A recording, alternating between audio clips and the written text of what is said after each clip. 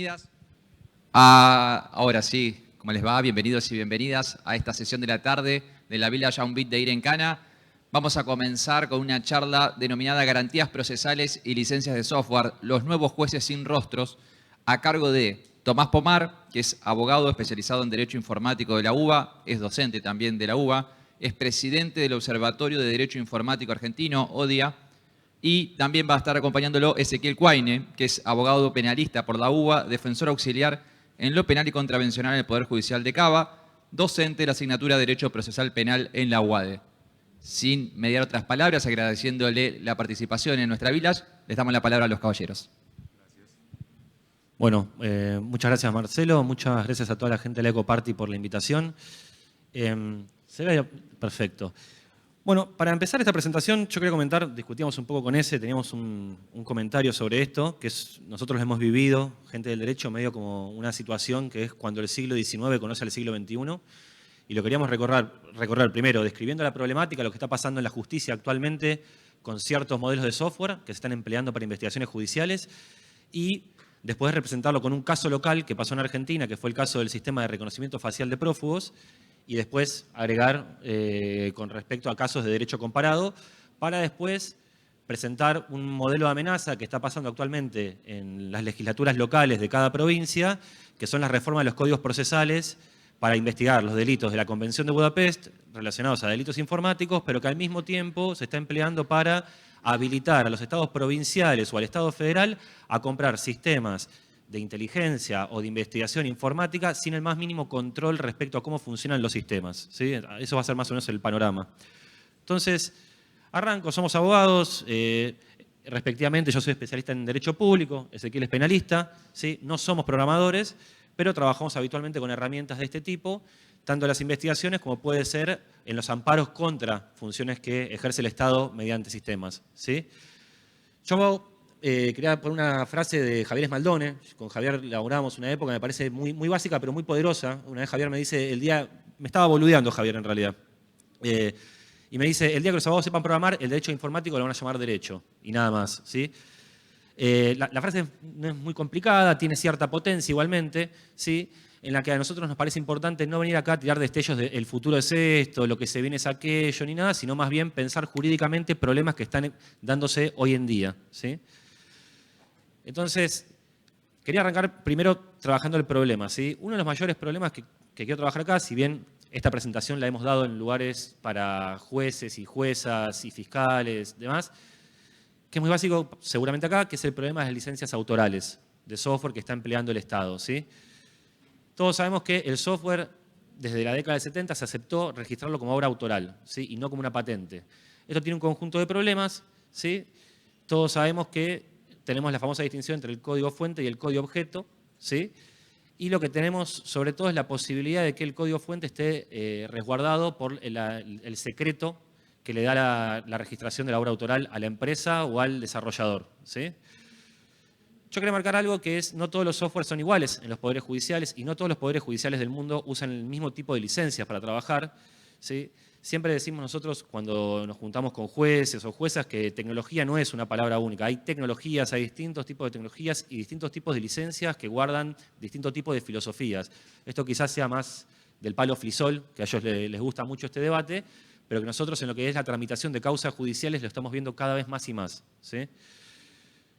Entonces, este es un breve cuadro sobre los problemas de licencias que todos ustedes, digamos, no es un público de abogados acá, voy a pasar esto más rápidamente. Y quería entrar a... Nosotros cuando explicamos esto, queremos explicar la licencia de Adobe. Adobe porque básicamente es la que usan todos los jueces. En esto quiero graficar algo importante. Los jueces usan el software de Adobe, que quien lo contrata en realidad es el Consejo de la Magistratura. Es decir, es un usuario final el magistrado respecto a una relación que ni siquiera la convalidó él, siendo quien tiene la máxima capacidad decisoria del órgano jurisdiccional, ¿sí? No sé si se llega a leer acá, abajo, sí. La definición de cliente que usa, por ejemplo, una licencia como la de Adobe, ¿sí? Que es quien haya obtenido el software y que lo utilice, básicamente, ¿sí? Entonces, sigo un poco más respecto al EULA de Adobe. Perdón, y quería llegar a... se me descompaginó esto. Bueno. Tiene un delay la pantalla, ¿no? Entonces, quería dar algo más. El EULA de Adobe inclusive tiene una cláusula que específicamente prohíbe realizar ingeniería inversa o saber cómo es que está funcionando el sistema, ¿sí? A ver, esto que puede parecer extremadamente normal en la industria, cuando hablamos de jueces que están llevando a cabo causas judiciales, siendo el Adobe quizás no es algo complicado, porque decimos, bueno, es un sistema para leer archivos, ver las actuaciones y no mucho más que eso, ¿sí? Pero se puede complicar bastante o se está complicando. Yo ahora acá hago una ley del 1996, previo a la reforma de la ley de software, que fue la que introdujo en la ley de propiedad intelectual el código fuente, que es una ley que estaba pensada en realidad, cuando salió en los debates, para la industria farmacéutica. La ley de confidencialidad para asegurar que las personas que estén en conocimiento de secretos industriales no puedan revelar cómo es que esto funciona o que tengan una penalidad si cuentan qué es lo que compone el farmacéutico o lo que compone cualquier tipo de bien que tenga propiedad intelectual bajo registración, ¿sí? Entonces, no sé si lo ven ahí, que dice, si bien fue una ley pensada para la industria farmacéutica, por cómo quedó redactada, también es aplicable al software hoy en día, la ley de confidencialidad, ¿sí? No sé si la ven ahí abajo. Perdón porque estoy pasando texto así, díganme ustedes, ¿no? ¿Sí? Entonces, acá hay un problema más que es cuando el Estado adquiere software, nosotros nos pasó en el caso de reconocimiento facial, cuando el Estado adquiere software, aplica también la ley de acceso a la información pública. Seguramente ustedes están en conocimiento que si ustedes quieren saber alguna información del Estado respecto a cualquier dato que esté en su poder, ustedes tienen derecho de acceso a esa información, ¿sí? Pero tenemos en el artículo 8, en las excepciones, que nosotros nos venimos peleando bastante con esto y tiene mucho que ver con el mundo de seguridad informática. Pongo un ejemplo, si quieren nada más, acá viendo un público que va a entender bastante. Cuando fue el caso de reconocimiento facial que se contrató el sistema, nosotros pedimos por lo menos que nos digan, me acuerdo, cuál era el cifrado que se usaba entre los distintos puntos, o por lo menos que nos informaran cuál era la política de permisos para introducir datos, ¿sí? Y nos dimos de fauces con dos limitaciones que el Estado nos antepuso. En primer lugar, como todos saben acá, la seguridad por oscurantismo, es decir, no te puedo dar información respecto a cómo funciona la seguridad del sistema porque sería exponerlo a una vulnerabilidad, cosa que es totalmente anacrónica, ¿sí? Pero por otro lado también, lo que nos planteaba el Estado es decirnos que no podía dar esa información porque correspondía a la propiedad intelectual de la empresa proveedora del servicio. Lo cual nos lleva a un debate distinto. ¿A qué quiero hacer referencia con esto? Porque la protección de la propiedad intelectual está dada en el sentido de proteger la propiedad privada de la empresa. Entonces es una tensión bastante grande respecto al ejercicio de ciudadanía que tenemos nosotros y nosotras, ¿sí?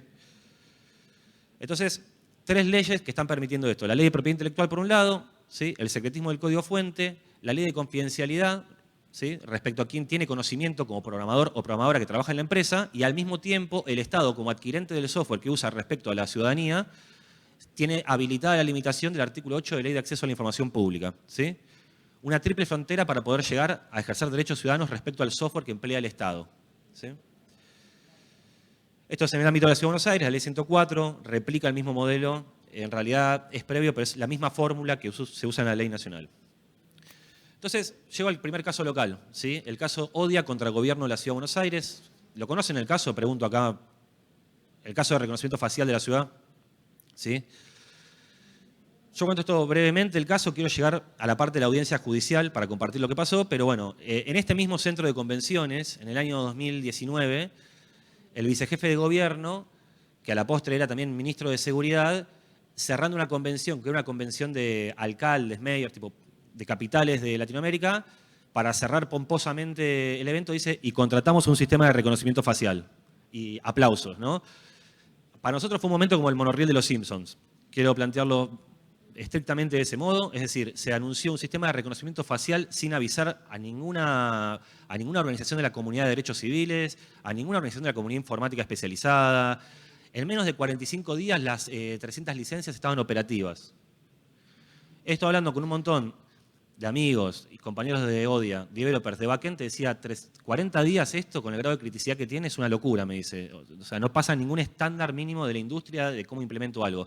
De hecho, uno de los muchachos me cuenta, me dice, para darte una idea, los routers de internet los tenemos haciendo pruebas 50 días a veces, me dice, antes de sacarlos a mercado, ¿sí? Se anuncia esto, bueno, nada, se anunció con mucha alegría, la gente recibiendo la noticia de que iban a poner cámaras con un sistema de machine learning haciendo reconocimiento facial. Obviamente nosotros metimos accesos a la información pública para saber qué actos preparativos había, es decir, ¿qué estudio hicieron para meter esta tecnología en la vía pública, que es altamente invasiva, que usa la base de datos de RENAPER, que no nos dicen cuál es la política de permisos, no sabemos a quién está siguiendo, si está siguiendo a alguien o no? ¿Sí? Ganamos el acceso a la información pública, fue el primer golazo que metimos, que nos envalentonó bastante.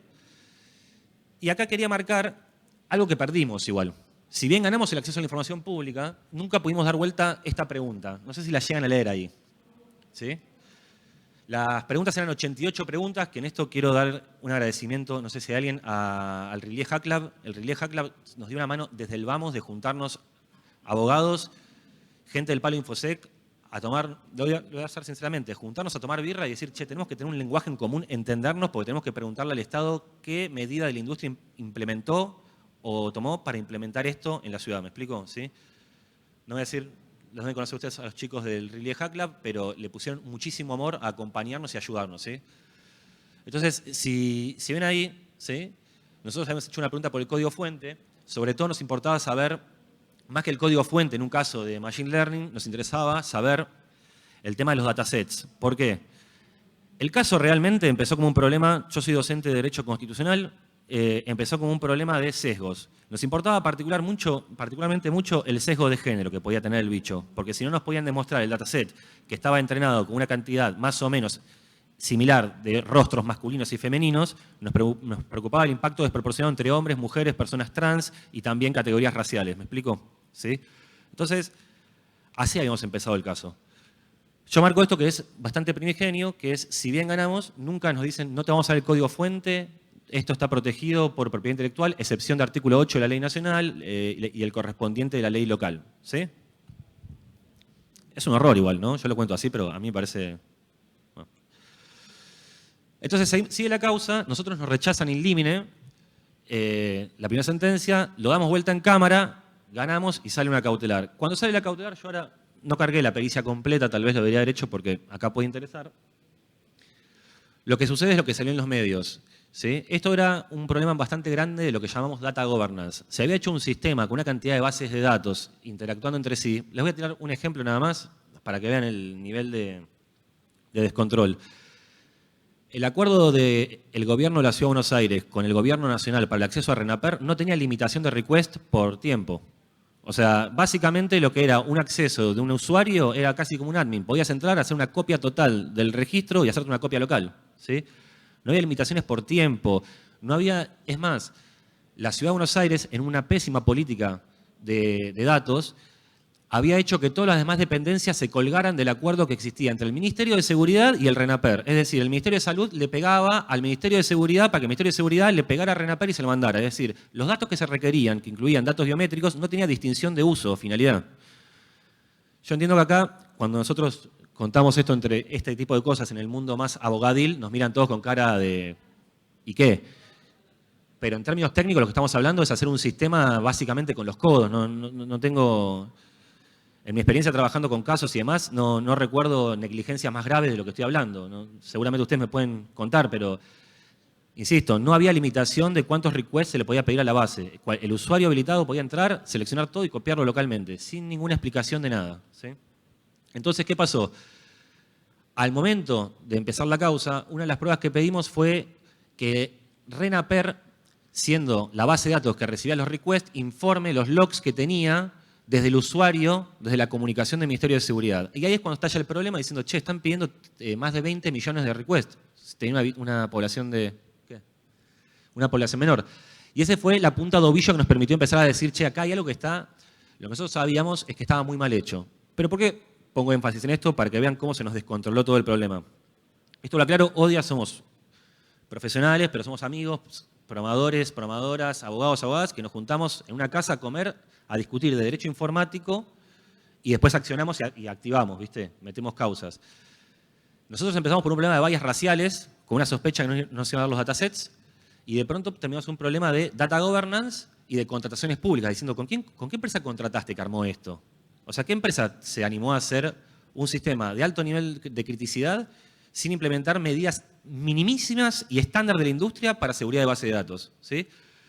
Ahí la cosa se empezó a poner un poco más tensa, porque habíamos pasado de ser los chicos hippies de derecho constitucional a meternos en contrataciones públicas, con todo lo que eso implica en un país como el nuestro, que es hermoso, pero bueno, tiene sus cosas también. ¿Sí? Bueno, desatada la punta de ovillo de los requests, se procede a un momento que es medio histórico, heroico, no sé, que es, se allana la policía de la ciudad. O sea, para allanar a una fuerza de seguridad local se tiene que ir con otra fuerza de seguridad. O sea, es decir, vas con la gente de policía de seguridad aeroportuaria a allanar la policía. Es un momento horrible. Pero, fin del asunto. Ahora, lo importante es cómo se hace el allanamiento. Se va con una máquina que ustedes deben conocer mejor que yo, que es un duplicador, ¿sí? Que se enchufa a los servidores, porque uno no puede cortar la prestación de servicio. Se hace una copia forense de todo y se retira la copia forense, ¿sí? La copia forense, después del allanamiento, fue a parar a Ezeiza, a la PCA, a la central de PCA, ¿sí? Se realizó después la pericia, que yo, no era el punto de la charla de hoy, si quieren un día charlamos de cómo es, porque es muy interesante esto, cómo una pericia de bases de datos que quedaban como logs residuales nos permitía demostrar que un sistema que te dicen es inteligencia artificial, no sabemos, decir, no, estás dejando evidencia por todos lados de que algo pasó acá dentro del motor de búsqueda que pusiste, ¿sí? Es muy interesante, pero no es el tema de hoy. Yo marco nada más que esto también lo firmó la pericia, también la firmó Kaplan. Kaplan es el responsable de delitos informáticos de la PCA, un tipo muy respetado, y también firmaron los responsables de informática de la Policía de la Ciudad. Es decir, fue una pericia realizada en presencia, es un horror lo que estoy contando igual, ¿no? Es una pericia de un servidor de la policía en una dependencia de otra fuerza de seguridad con los subcomisarios de cada uno, pero bueno, se armó, ¿sí? Entonces, esto termina en el escándalo este que se armó después, que nosotros nos borramos ahí, voy a ser sincero, por más que él es penalista, no nos quisimos constituir como querella en los casos de espionaje, pero un procurador, que es como un jefe de fiscales, dio trámite e inició una causa por el posible espionaje por parte de la Policía de la Ciudad. Yo insisto, nosotros lo que, voy a hablar acá, se puede hablar técnicamente, no como en la tele, lo que tenemos para nosotros es que hay un módulo que era el motor de búsqueda, que hacía los matches faciales, que desarrollaba los perfilamientos, ¿no? Que si el total de prófugos era equivalente a N y N era 34.000, el motor de búsqueda registraba 41.000 cargas, 41.000 filas. Es decir, había N más 7.000. Y lo que tenía que estar en el motor de búsqueda tenía que ser igual o menor a N. ¿Estamos de acuerdo? Eso acá se va a reentender. Si eso es lo que dijeron los medios de espionaje o no, no lo sé, lo tiene que determinar la justicia penal, eso es un delito. Nosotros no nos constituimos como querella, no nos interesó. Nuestra discusión era más por la política pública de usar un sistema de reconocimiento facial en la ciudad. ¿Está bien? Entonces, y llegamos al momento más hermoso de todo esto, que es la audiencia. Y acá hay uno de ustedes, con todo el respeto lo digo, ¿sí? Para él es un momento, un registro hermoso. Lo voy a poner, pero tiene que ver con la licencia, ¿sí? Esta es una audiencia en la cual se están haciendo preguntas, ¿sí? Y donde se notifica a la empresa proveedora, y la empresa proveedora no se presenta, pero uno de los muchachos que era director, tenía un cargo, no me acuerdo ahora, de programación, dice, yo me presento porque no quiero quilombo, ¿sí? Se ve que había como una descoordinación respecto a la defensa legal de la empresa, ¿sí? Entonces, quiero marcar esto un segundo nada más. Quien tiene ustedes enfrente es el juez, ¿sí? Vamos a ver, escuchar. Este muchacho la estaba pasando muy mal, quiero esto hacer claro, se notaba que no era abogado, que era programador, cayó en una audiencia y el chabón estaba en una que notabas que la noche anterior, si durmió 2 horas, era un montón. ¿Sí? Cuando usted dice desarrolla el software, ¿el desarrollo es integral o el desarrollo implica una modificación de un software que no es propio? El software tiene muchas partes. Danaide desarrolla prácticamente todo el software excepto una parte muy específica. ¿Cuál es? El motor de reconocimiento. ¿Y cuál es el origen de ese motor de reconocimiento? No sé si puedo contestar esa pregunta. No, yo tengo un contrato de confidencialidad con la empresa. Creo que por ahí corresponde. Está en una audiencia judicial y tiene la obligación de contestar. El que debería contestar eso por ahí es el presidente de la empresa, que es el que hace los contratos. Yo soy ajeno a eso. ¿Usted desconoce? No conozco la forma contractual y firmé un contrato donde no puedo divulgar ese tipo de información. Bien. ¿Cómo? Es un momento interesante porque está en una audiencia de juicio, y esto vale la pena marcarlo, esto me corregís vos. Esta es una audiencia de juicio que es una audiencia no penal. En una audiencia penal, digamos, hay distintas reglas respecto a los testigos, ¿sí? Él está llamado a testificar que uno en un juicio civil tiene obligación de decir verdad y de responder si tiene conocimiento. ¿Sí? En penal uno puede llamarse a silencio si cree, corregime si me equivoco. Bueno, como decía Tomás, es una audiencia en un proceso administrativo, contencioso administrativo, y básicamente un testigo ahí, o sea, está obligado a declarar. El juez no hizo absolutamente nada, podría haberlo, digamos, tanto en un proceso civil como en un proceso penal, el testigo está obligado a comparecer y está obligado a declarar, y si se niega a declarar puede ser sujeto a una multa, si está regulado, incluso a extraerle testimonios por un delito de desobediencia, si lo corre el fiscal. Acá optó, igual lo más sensato hubiese sido decir que no lo recordaba, ¿no? pero no fue correctamente asesorado. Sí. No, pero no lo sabes eso. Cuando Pero usted dice desarrolla lo el cierto software, es que quizás no estaba dentro de su conocimiento, o sea, no lo sabés, pero...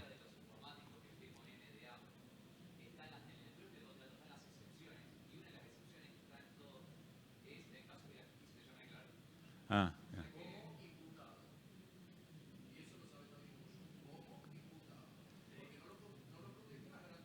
Claro.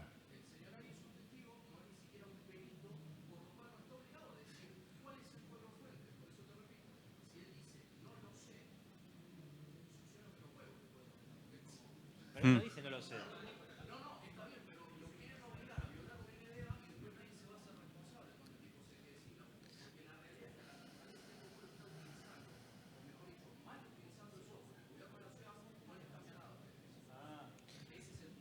¿Por qué? No nos cambia nada.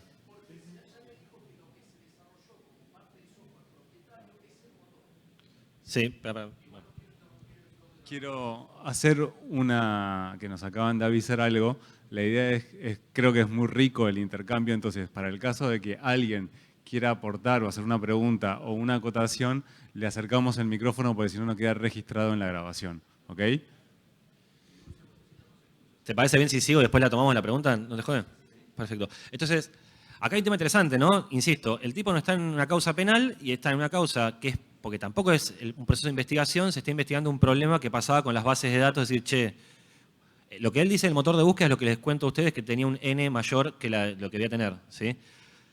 Entonces, este es un problema interesante, ¿sí? Pero me parece que no es un problema interesante respecto al caso nada más y las licencias de software que adquiere el Estado. Yo quiero ser honesto con esto. Desde el lado que yo vengo del palo de las contrataciones públicas. Yo soy una persona que defiendo enfermamente un modelo tipo Red Hat, ¿sí? Que el Estado tiene que contratar software de código abierto, porque creo que es un derecho constitucional que tenemos todos. Yo creo que es un derecho que vale la pena defenderlo, ¿sí? Pero quería problematizar esto un poco más, ¿sí? Con un caso que está empezando a pasar en otros lugares, como el caso de Cory Pickett, ¿sí? Lo resumo bastante. Charla vos, el de Cory Pickett. Bueno.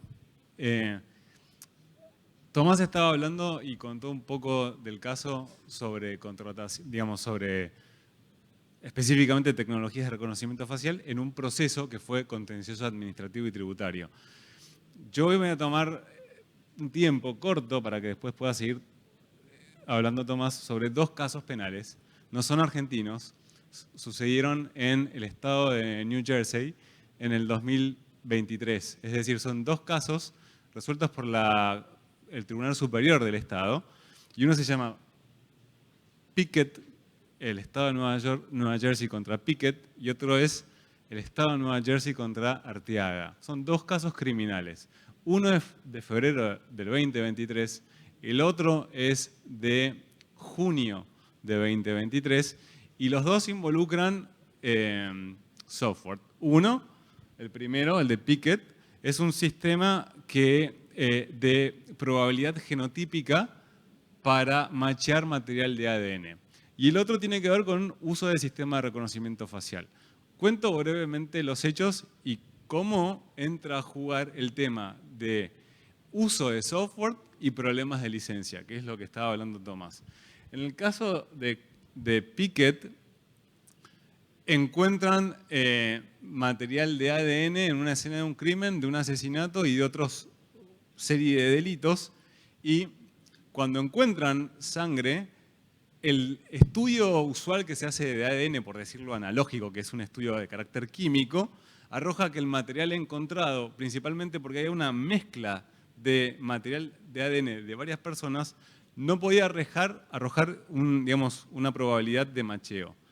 Y es ahí cuando empieza a tallar o a jugar un sistema que se llama True Allele. Ese es el sistema que fue utilizado en el caso, que como dije es un sistema, es un software de macheo probabilístico de genotipos, que se utiliza cuando vos no tenés información genética para hacer el estudio genético usual químico. Totalmente novedoso el sistema. Entonces, a través de esto, machean supuestamente material genético del acusado, que es Pickett, con lo que se encontró en la escena del crimen. Y acá tengo que hacer una explicación como para que se entienda un poco el sistema penal. Ustedes saben que el sistema penal norteamericano es distinto del nuestro, principalmente porque tienen un sistema de jurados. Y entonces, lo que se discute en el caso Pickett es en el marco de una audiencia de lo que se llama una Frye Hearing, que es una audiencia de prueba de testigo experto. ¿Qué se discutió en esa audiencia? Se llevó al testigo experto, que era el desarrollador del software, y el testigo experto explicó todas las ventajas del software y por qué había sido altamente exitoso en machear al detenido. Es decir, era una prueba muy importante para la fiscalía que iba a llevar al desarrollador eventualmente al juicio oral. La defensa cuestiona no solamente al sistema, sino también al testigo experto. Se discute en una audiencia especial si se admite ese testigo para el juicio o no. Y básicamente lo que se discute en una audiencia Frye es un estándar de prueba. Y el estándar es el siguiente. Lo que se discute es si básicamente la teoría, la técnica o el procedimiento tiene una conformidad o está aceptada por la comunidad científica del momento. Y lo que el abogado defensor dice, mire, yo para poder evaluar lo que dice el desarrollador y para poder entender cómo funciona el sistema, necesito, a través de un procedimiento de discovery, el procedimiento de discovery es un procedimiento procesal antes del juicio en donde yo, abogado defensor, le pido al Estado, representado en el fiscal, que me dé toda la prueba que yo entiendo que es necesaria para presentar mi defensa. Entonces, a partir de un discovery, en la defensa le pide un montón de requisitos técnicos muy similares a los que pidió la Asociación de Tomás sobre el sistema de reconocimiento facial, le pide sobre este sistema para ver cómo funcionaba, cuál era la tasa de error, quién lo desarrolló, cuestiones técnicas. En ese momento, o sea, el juez de primera instancia le dijo que no a esa información y él es como llega a la Corte Superior del Estado y plantea un caso diciendo que lo necesitaba. Va acompañado por un montón de gente, por un testigo experto de la defensa y por un montón de amigos del tribunal, en donde señalan que había otros sistemas de reconocimiento de macheo genotípico, específicamente que eran como competidores de este sistema, True Allele, que se llama FST y STRMix, que habían sido peritados y habían encontrado errores en otros estados. Y entonces dice, mire, nosotros necesitamos que nos dé toda esta información, porque sin esa información yo no puedo preparar mi defensa, ni puedo contraexaminar al testigo experto que va a la fiscalía. Si me permiten, acá hago una pequeña digresión para entender un poco el sistema norteamericano. Ustedes tienen que pensar esto, y también Tomás lo señaló, que este problema de sustituir a jueces por expertos. Imagínense qué puede pasar si frente a un jurado de gente lega que no sabe de programación, que no sabe qué quiere decir por ahí ADN, que no sabe qué quiere decir un macheo probabilístico de genotipos, sentamos a alguien que lo presentamos como él es un experto en ADN y aparte es un experto programador que desarrolló un sistema de software y a partir de lo que él desarrolló pudimos determinar que el ADN que se encontró en la escena del crimen es la de la persona que está acá siendo juzgada. Lo que dicen es, cuando vos presentás a alguien con esas credenciales, lo más probable es que el jurado crea en lo que diga el testigo experto. Entonces, hay una función especial del juez en los sistemas por jurados de filtrar prueba que pueda producir confusión en el jurado. Y eso es lo que se discute en una audiencia Frey, que es para admitir o no un testigo experto. Entonces la defensa dice, yo necesito, para que discutamos a ver si esta persona puede declarar como experto, porque es el que hizo el sistema.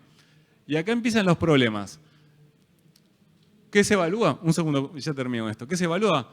Bueno, ¿hay reconocimiento de pares? Es decir, ¿hay publicaciones? Todas las publicaciones de este sistema lo había hecho el desarrollador o gente del equipo.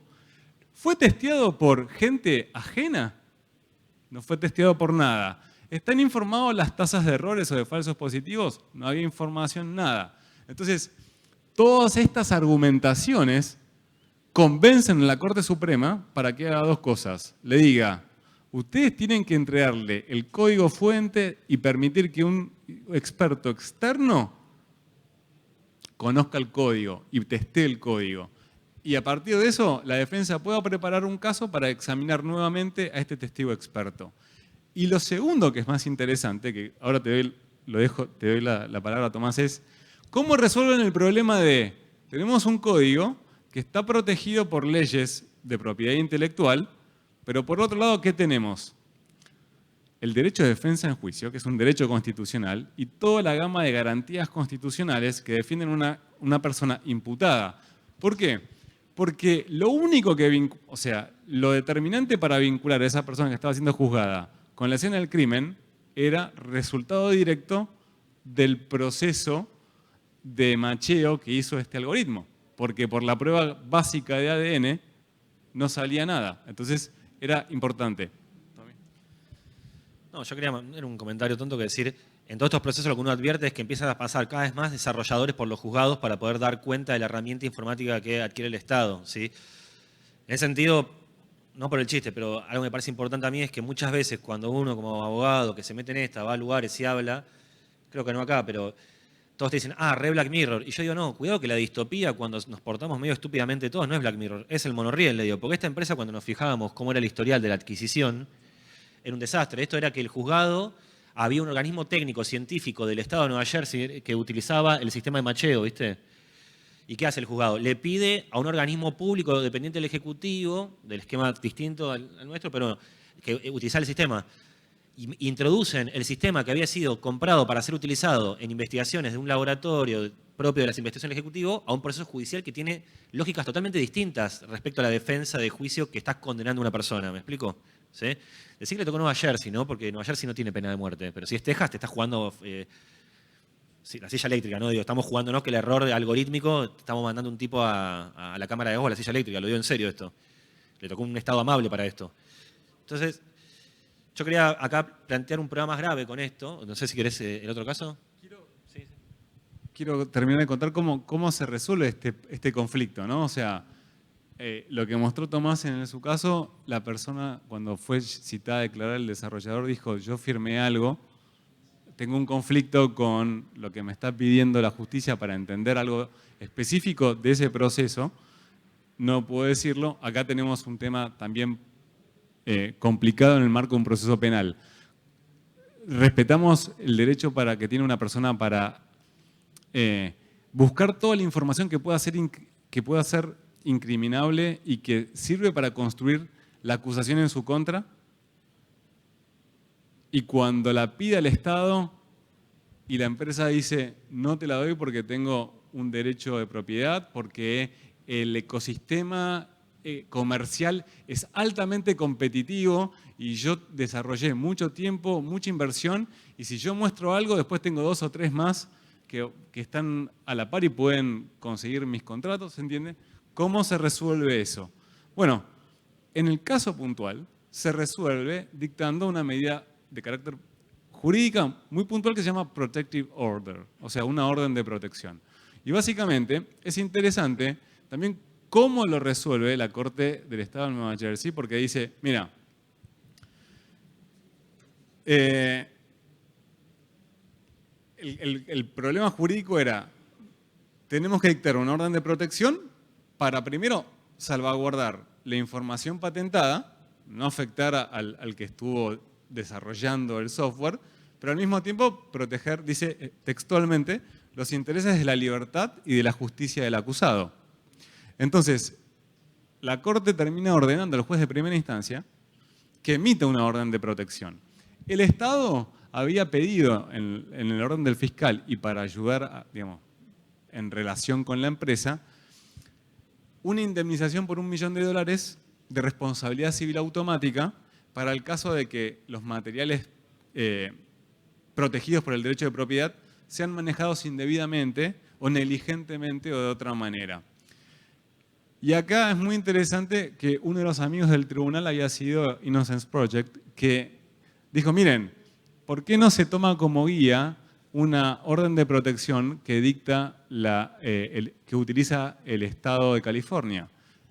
Esto lo toma la Corte y dice, miren, si hay un Estado que litigia fuertemente sobre cuestiones de protección de patentes y protección de propiedad intelectual con sistemas de software, es el Estado californiano. Así que creo que es una buena guía. Y dice, las órdenes de protección en el Estado californiano no prevén ni cauciones ni montos tan elevados de responsabilidad civil automática. Y lo segundo que toman del modelo, que ellos citan incluso, mire, básese en este modelo de orden de protección del Estado norteamericano, es que el propio Estado norteamericano prevé que el código sea revisado por un agente externo, que era una de las cosas que se negó la empresa en el marco del proceso contra Piquet, y lo que segundo también permitía era copiar, esto lo quiero decir bien, voy a leerlo textual porque no quiero cometer un error, o sea, básicamente que le permiten a expertos acceder a datos importantes del código fuente y también permiten la impresión de porciones de código fuente para fines de análisis. O sea, en el marco de una orden de protección se puede hacer todo esto, principalmente para garantizar que uno pueda preparar eficientemente el derecho de defensa en juicio y que el otro tenga, digamos, garantizada o salvaguardiada, una salvaguardia de su trabajo realizado.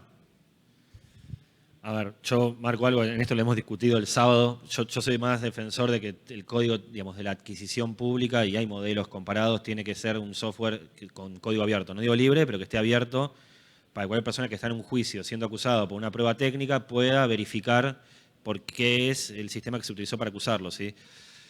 Yo en esto igualmente quería marcar algo más del modelo de amenaza que creo que podemos definir que existe con esto, mediante lo siguiente. Actualmente está discutiendo muchas reformas de códigos procesales penales en todo el país, ¿sí? Esto deriva un poco de la Convención de Budapest, nuevos delitos que Argentina, ciberdelitos que Argentina se comprometió a penar, ¿sí? Y que sí es verdad que se regula la investigación de nuevos delitos, lo cual da un marco más previsible, pero al mismo tiempo lo que se está buscando con los códigos procesales es legitimar adquisiciones públicas nuevamente, porque obviamente es algo muy importante legitimar adquisiciones públicas de software por parte de las provincias y el Estado federal, lo cual, ustedes saben mejor que yo, seguramente acá, es un problemón en Argentina por el sistema que tenemos, de que cada provincia tenga sus propios sistemas para hacer investigación al mismo tiempo que el Estado federal. Es decir, que cada Estado provincial contrate por su parte troyanos y al mismo tiempo el Estado federal tenga otro, lo cual puede ser un escenario complicado, porque es lo que se va a estar, digamos, repartiendo por el país. Entonces, esto Salta ya tiene un primer antecedente y hay un antecedente a nivel nacional que justamente quiere validar la adquisición de troyanos por parte del Estado, ¿sí? Ahora bien, yo planteo otro modelo de amenaza más, que es, no voy a volver a la filmina de la audiencia, ¿sí? Pero, por ejemplo, en una investigación criminal, si el magistrado y la fiscalía considera pertinente que el testigo considera que el testigo está ocultando información relevante a los efectos de poder dilucidar los hechos que hacen a la imputación, no es que el testigo no puede comerse un allanamiento y que alguien caiga a la casa y se lleve las computadoras a ver si pueden reconstruir la prueba, ¿me explico? Es decir, pueden tomarse medidas para reconstruir esto. Entonces, es un escenario complicado, me parece, que estamos... ¿El imputado, no el testigo? No, el imputado, digo, pero también la empresa puede sumarse... Digo, puede comerse una imputación también la empresa, que por negarse a la información se puede comer la imputación. Si un fiscal se pone esto, un fiscal y un juez que se ponen las pilas son como un perro que persigue un hueso, no va a parar hasta que lo agarra, ¿sí? Para buscar qué es lo que pasó ahí. Y ustedes, mejor que yo, pueden explicar que si uno sabe, por ejemplo, con el tema de troyanos comprados por el Estado, troyanos de uso público, estoy diciendo, ¿sí? Que aparecen archivos en la computadora de alguien. En esto, en materia de derecho penal, hay un problema clásico con lo que es tenencia de material de abuso sexual infantil, que está penada la simple tenencia, es decir, que uno puede, por simplemente constatar la tenencia en un disco rígido, en un archivo de posesión de alguien, iniciar una causa penal, ¿sí?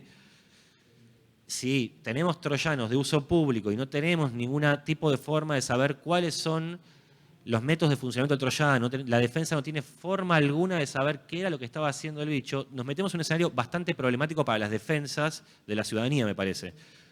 Particularmente yo creo que lo que adopta California es una posible solución. Yo igualmente soy más partidario de que el Estado debería adquirir software de código abierto para que todas las partes puedan tener acceso a qué es lo que hizo, para que la defensa pueda decir, bueno, mostrame qué es lo que hace, cuáles son los módulos, cómo opera el sistema, quiero verificar esto respecto a cuáles son las pruebas que ustedes acompañaron de documentos en la causa, ¿me explico? ¿Sí?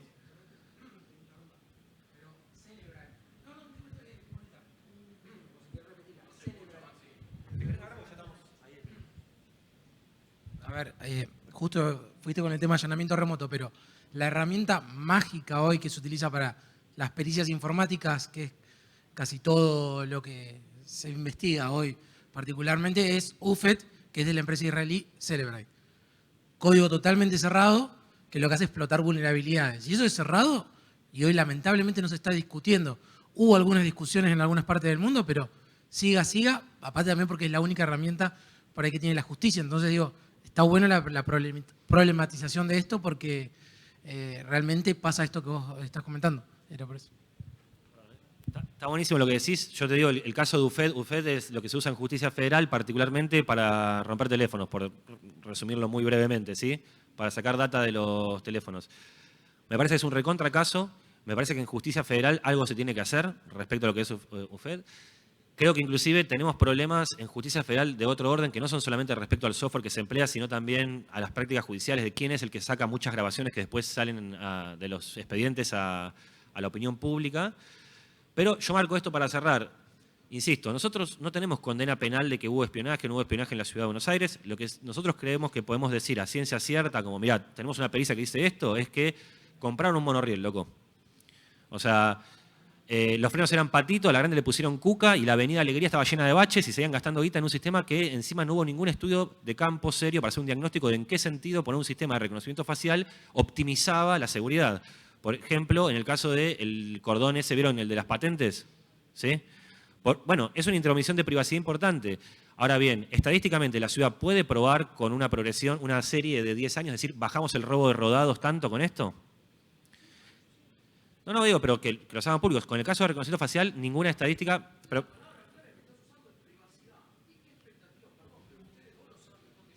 sí.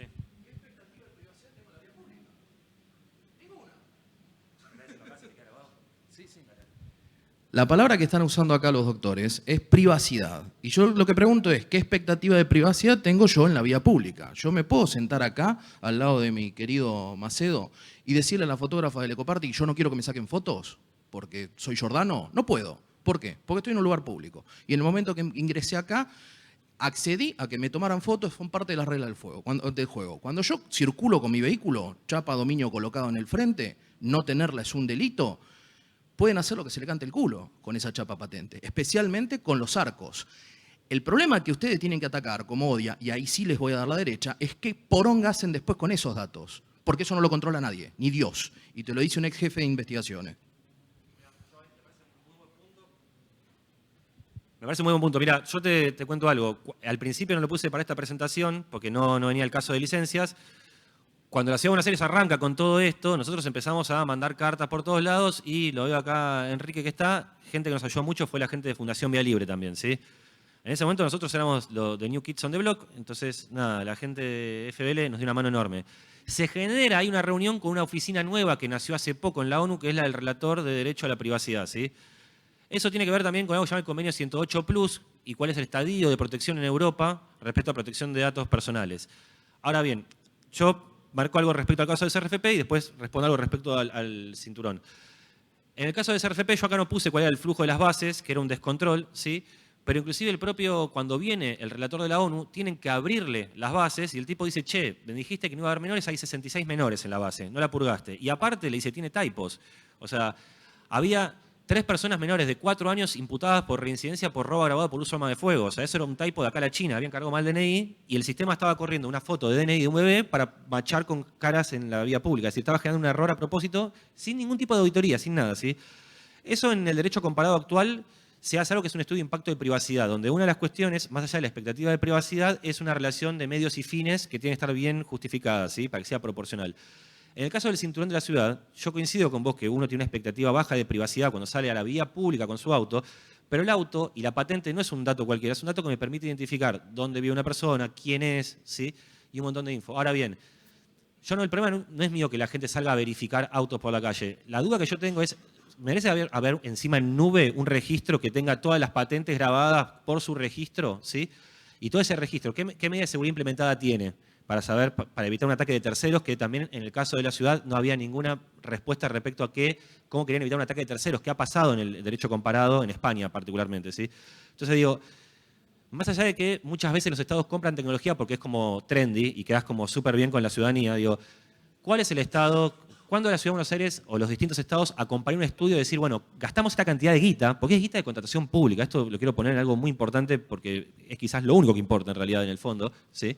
Como decía Tato Bores, que es decir, implementaste una tecnología, contrataste con la empresa, las empresas muchas veces no tienen mucho historial. ¿Cuál es el resultado a 5 años de implementación de baja de robo de vehículos?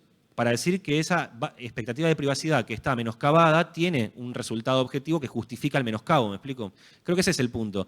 E insisto, todas estas tecnologías que se están implementando se implementan sin estudio de impacto. Es decir, no hay nadie que sepa del mambo técnico que vaya a decir, che, ¿cómo están hechas las bases? ¿Cómo se implementa? Esto es para quilombo y no tener un resultado eficiente, ¿sí? Digamos, eso me corre un poco lo que es licencias, ¿no?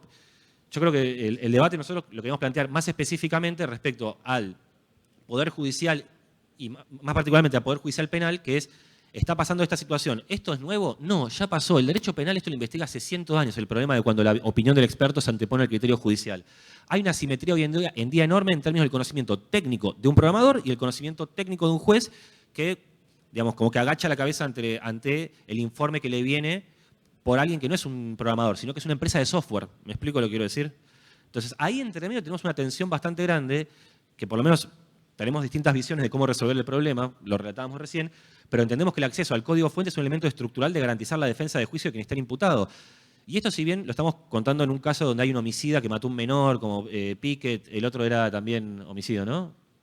Robo. Y son delitos comunes, esta misma lógica que se está utilizando para sistemas forenses de sangre y demás, más vinculados a delitos ordinarios, es lo que se viene a futuro con los troyanos, como decíamos acá, con cuáles son las medidas para perseguir delitos informáticos. Por eso me parece interesante plantearlo. ¿Cuál va a ser el acceso de los defensores de gente imputada por delitos informáticos al código de las herramientas utilizadas por el Poder Judicial para mantener la imputación de una persona que se dedica a ciberseguridad y que puede estar en un problema? Creo que ese es un llamado, te veo a vos como preocupado por esto también. A Marcelo me parece que es un debate interesante para moverlos de la sociedad civil.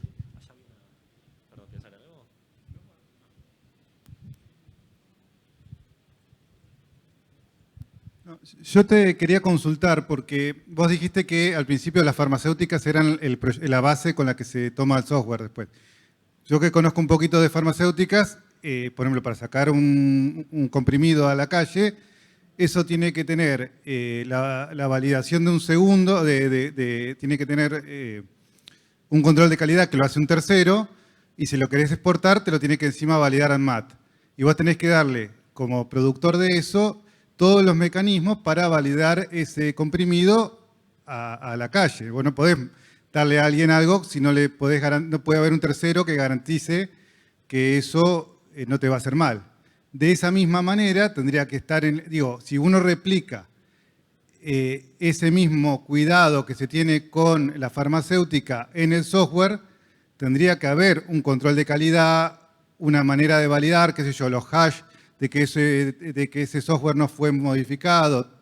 Un montón de elementos que yo no estoy viendo que sí hay en la empresa farmacéutica que no habría en software. O sea, estarían más protegidos en definitiva o con más niveles de secreto que incluso la farmacéutica. Para ponerlo en comparativo. Yo ahí no entiendo cómo se llega a esa situación sin tener todo ese control.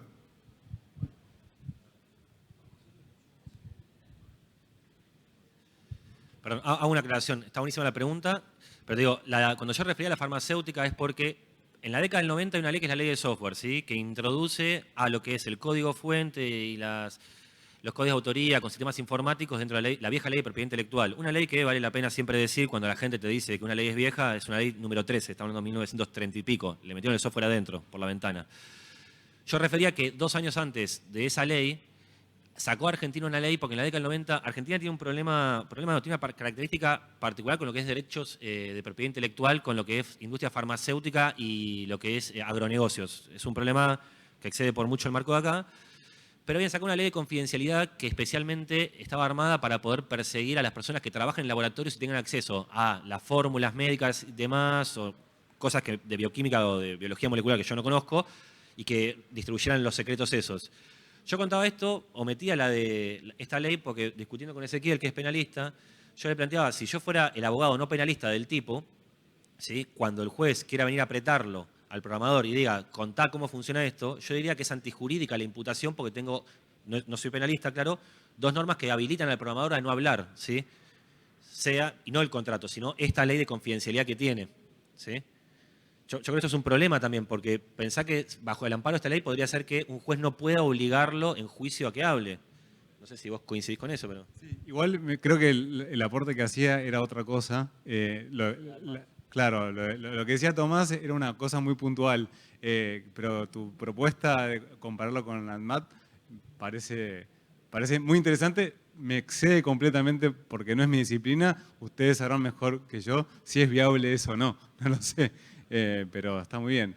No sé si hay otras preguntas. Tenemos 5 minutos nada más y ya después continúa el otro panel, la otra exposición. Entonces, no sé si hay alguna pregunta. Lo que vos decías, Matt, se está discutiendo en algunos lugares. Por ejemplo, acaba de salir un reglamento de la Unión Europea sobre, entre comillas, inteligencia artificial, que hay un problemón sobre regular los modelos de inteligencia artificial, que no todo es lo mismo, ¿viste? Y había un gran problema de debate, se tardó 3 años de saber cómo es que vamos a estandarizar esto, y se tomó un modelo de usos, es decir, que se distinguió los usos por menos riesgoso, riesgo medio y extremadamente riesgosos. En extremadamente riesgosos ponen reconocimiento facial, justamente como de los más grandes, que lo endosan a decir que tenga un estudio de previo impacto de privacidad, porque son 2 agendas que se cruzan, ¿viste? Protección de datos y machine learning. Es interesante lo de ANMAT, tenés un problema grande que es, ANMAT implicaría que vos respecto a usar un modelo o que vos programes que es lenguaje, tengas que ir a inscribirlo, ¿sí? Yo no sé si es la mejor forma, eso falló con la ley de datos personales en Argentina, la gente las bases no las inscribe, lo sabemos. Creo que hay tal vez pensar otro modelo de regulación de esto. ¿Sí? Yo creo mucho más en reglas que permitan garantías de transparencia por debajo, de participación ciudadana, que esas han demostrado funcionar mucho mejor. ¿Por qué? Porque le generas un daño económico muy grande, o al Estado o a la empresa. Y cuando vos tenés una amenaza grande económica de abajo, lo que es un modelo legal no es cumplir una norma porque la tengo que cumplir, es compliance para evitarme un quilombo que al mismo tiempo lo asegurás y quien te va a exigir el cumplimiento es la aseguradora. Esa es medio la experiencia de los últimos años con riesgos. Cuando ponemos algo que pueden sacarle plata a la empresa pone un seguro y la aseguradora se va a encargar de que sea compliant, ¿sí? Yo lo veo más por ahí, la resolución del problema, pero está bueno lo que aportás vos y es una posición que mucha gente defiende, que haya un ANMAT de algoritmos. Yo le veo un problema de libertad de expresión también a eso, pero bueno, es otra discusión, creo. ¿Qué?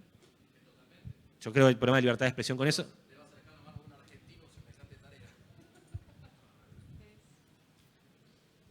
Nada, es más un chiste que otra cosa. Digo, le vas a dejar en las manos de un argentino semejante control cuando tenemos infinita cantidad de agencias hoy con instituciones. Solamente hagan una búsqueda en lo que es el organigrama de Ravioli del Estado.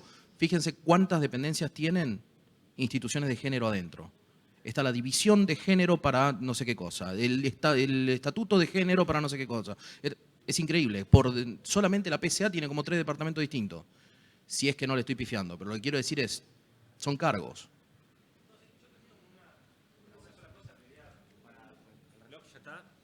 Quiero compartir algo, sobre todo acá con gente que es de la comunidad, a grosso modo, de Haití, no voy a ser de Infosec, de Argentina, que es algo preocupante para pensar y que nos costaba mucho a nosotros. Nosotros, si bien ganamos el caso, fallamos mucho en la comunicación. Es muy difícil explicar temas de informática en medios, cuando se junta temas de informática y juicios, nos falló muchísimo la comunicación, ¿sí? Acá cuando yo dije lo del N respecto a la base de datos se entendió perfecto, pero no lo pude transmitir, reconozco el fracaso.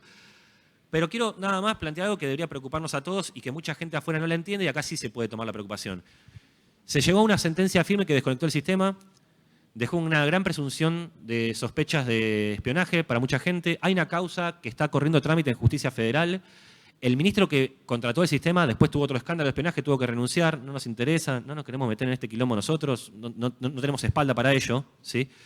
Pero algo que le decíamos a todo el mundo es lo siguiente. Se llegó a este estadio de cosas y nunca pudimos saber si el código fuente está registrado en Israel, en China o en Estados Unidos. Nunca pudimos saber, con todo esto, nunca pudimos saber de dónde viene, porque la empresa local era licenciataria de un software del motor de búsqueda de afuera, ¿sí? Y digo, eso en materia de ciudadanía es un problemón. Se armó todo este escándalo, pero nunca pudimos saber de dónde sacó el software la empresa. Y esto también es grave por lo siguiente, y dejo la sospecha acá y tiro la bomba de humo, pero para hacer como más misteriosa la salida, ¿sí? Si vos revisabas el pliego de la licitación establecía que el CMU tenía que tener acceso remoto para service, para sacar tickets de asistencia. Entonces, si tiene asistencia remota, tiene acceso remoto. ¿Estamos de acuerdo? Es decir, lo establecía el propio pliego. Entonces, nosotros una cosa que deslizamos y dijimos, mejor no nos metamos más, porque en un momento todo se puso bastante denso, la verdad, porque cuando empezamos a pasar los servicios y las cuestiones esas, no importa, que es, decíamos, ojo, que están todos pegando al ministro, pero nadie te puede decir, si nadie hace una buena auditoría de esto, si los usuarios no fueron usuarios externos, con acceso externo, que viniendo la propia empresa para hacer, como pasó en un caso en España, de meter en el motor de búsqueda fotos que no tienen que estar, poner un script que saltaba una alerta y le mandaba un mail a alguien diciendo está en tal lugar y recopilaba, ¿me explico? Es decir, es grave esto. Se llegó a un nivel de escándalo nacional y nunca pudimos saber el software de dónde demonios es la licencia. Nunca tuvimos el dato de eso. Y nunca nadie quiso interrogar mucho la empresa ni nada. Y la empresa es simplemente una licenciataria de un motor de búsqueda que está construido en el extranjero. Entonces digo, no sé si está bien que le tome la decisión un argentino, pero también que haya un foráneo implementando cosas de este tipo es bastante preocupante, me parece. Así que nada, yo no sé si vos querés agregar algo. Agradecer nuevamente. Me sacaron, muchas gracias. Bueno, muchísimas gracias.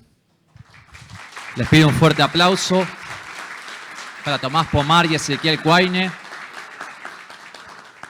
Para cerrar nuestra sala de ahora, les recuerdo y les extiendo una invitación para nuestra última charla del día. A las 16 horas vamos a estar en el sponsor, en el medio de la sala.